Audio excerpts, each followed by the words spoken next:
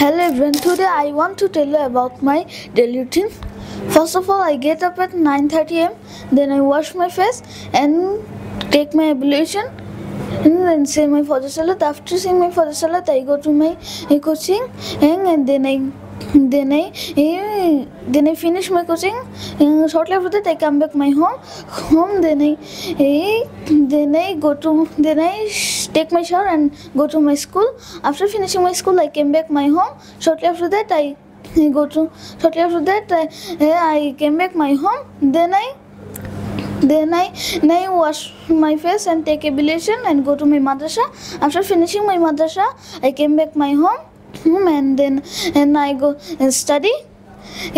After finishing my study, I have my dinner, and then I go to my bed. And I have a sound sleep. Thank you very much. আপনার সন্তানকে English শেখাতে আজই যোগাযোগ করুন English master, দক্ষিণ বনশ্রী, শাপলা building সংলগ্ন, lifted 3, block কে।